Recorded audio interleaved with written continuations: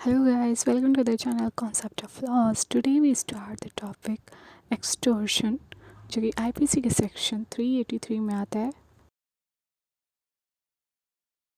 अगर कोई पर्सन किसी अनदर पर्सन को उसको ऐसी पोजीशन में डालता है, मतलब कि उसको डरा धमका कर कि जिससे कि उसको कोई इंजरी भी पहुंच सकती है, इस टाइप से उसको डरा धमका कर उसको फियर में डालकर अब कोई प्रॉपर्टी डिलीवर करवा, तो इस टाइप से क्या पता वो अनदर पर्सन उसको वो प्रॉपर्टी डिलीवर कर दे या फिर एनी अदर वैल्यूएबल गुड्स किसी अनदर पर्सन को डिलीवर करे, या फिर कोई डॉक्यूमेंट्स जो कि साइन किए जाएं और वैल्यूएबल सिक्योरिटी में उसको टर्न कर दिया जाए।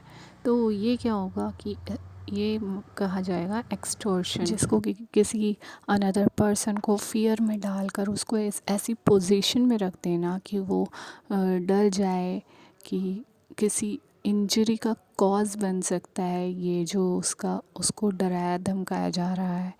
तो इस टाइप से उसको ज़बरदस्ती से क्या करना, उसकी प्रॉपर्टी को डिलीवर करने के लिए उसको थ्रेट करना। हेलो गाइस, मैं हूँ अमरीन खान।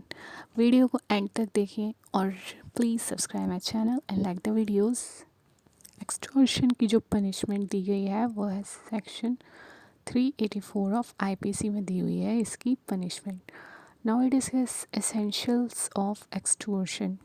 यहाँ पर ऐसा एक्ट होना चाहिए कि जिससे कि उस पर्सन को, वो जो अनदर पर्सन है, उसके थ्रेट या फिर इंजरी का कॉज बने। सेकेंडली, यहाँ पर जो ये एक्ट किया गया है ये इंटेंशनली किया जाना चाहिए और डिसीटफुली। थर्डली, ये जो वो एक्ट कर रहा है किसी अनदर पर्सन को कि इंजरी का कॉज बनने का, तो इसमें क्या है कि उसका इंटरेस्ट होना चाहिए। वो जो पर्सन ऐसा कर रहा है वो अपने इंटरेस्ट के लिए ऐसा कर रहा होना चाहिए, इससे ऐसा करने से उसको कोई अपना फ़ायदा हो। फोर्थली, यहाँ पर वो पर्सन एक अनरीज़नेबल फोर्स दिखा रहा हो क्या करने के लिए, कि उसकी प्रॉपर्टी लेने के लिए, वो जो अनदर पर्सन है उसकी प्रॉपर्टी को टेक करने के लिए, या फिर कोई वैल्यूएबल गुड्स या फिर कोई डॉक्यूमेंट्स। तो इस टाइप से ये कंक्लूड किया गया है कि अगर ये जो पॉइंट्स इसमें एग्जिस्ट करते हैं किसी ऑफेंस में, तो इसको क्या कहा जाएगा कि एक्सटॉर्शन इसको कहा जाएगा। तो इसमें क्या है कि इंटेंशन जो होती है वो सबसे ज़्यादा इम्पोर्टेंट रोल प्ले करती है, कि मतलब उसकी रॉन्गफुल इंटेंशन होती है ऐसा करने के पीछे। एक्सटॉर्शन में इस एक्ट को वो पर्सन जो ऑफेंडर है वो ऐसा क्या, ये जो एक्ट कर रहा है ये डिसीटफुली कर रहा होता है। फॉर एग्ज़ाम्पल, जैसे कि एक पर्सन है, वो बी से कुछ वैल्यूएबल स्टफ़ ले रहा होता है और उसके ऊपर क्या रख दे, गन रख कर, कि मतलब उसके जो हेड पर गन रख कर उससे कहता है कि उसको दे देने के लिए। तो वो क्या कमिट कर रहा है यहाँ पर, ए जो है वो एक्सटॉर्शन कमिट कर रहा है, एक ऑफेंस कमिट कर रहा है जिसको कहा गया है कि एक्सटॉर्शन। इसको हम एक इलस्ट्रेशन के थ्रू समझेंगे। जैसे कि एक पर्सन है ए जिसने कि बी के चाइल्ड को, जेड को किडनैप कर लिया है।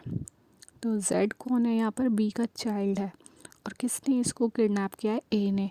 जो ये डिमांड करता है, ए डिमांड करता है उससे 10 लाख रुपीज़ की, बी से डिमांड करता है।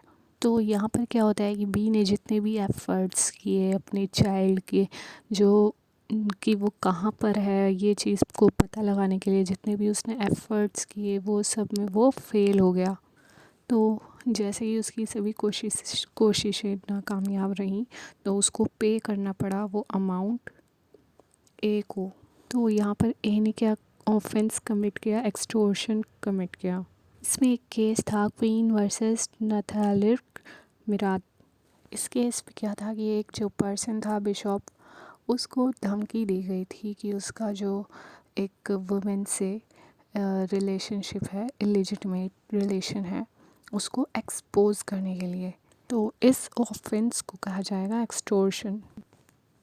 एक्सटॉर्शन की पनिशमेंट को डिफ़ाइन किया गया है सेक्शन 384 ऑफ आईपीसी में। अगर कोई पर्सन एक्सटॉर्शन कमिट करता है तो उसको 3 इयर्स का इम्प्रिजनमेंट होगा या फिर फ़ाइन होगा, या फिर फ़ाइन और इम्प्रिजनमेंट दोनों ही होगा।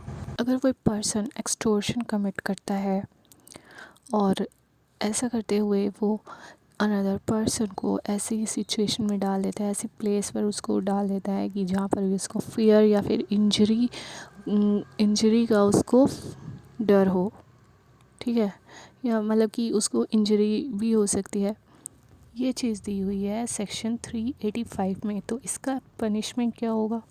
2 इयर्स ऑफ इम्प्रिजनमेंट या फिर फ़ाइन या फिर दोनों ही। ऐसा कब होगा? अगर कोई पर्सन एक्सटॉर्शन कमिट करते हुए ऐसा करता है, उस पर्सन को ऐसी सिचुएशन में उसको डाल देता है जहाँ पर कि उसको कोई फियर हो या फिर कोई उसको इंजरी हो सके।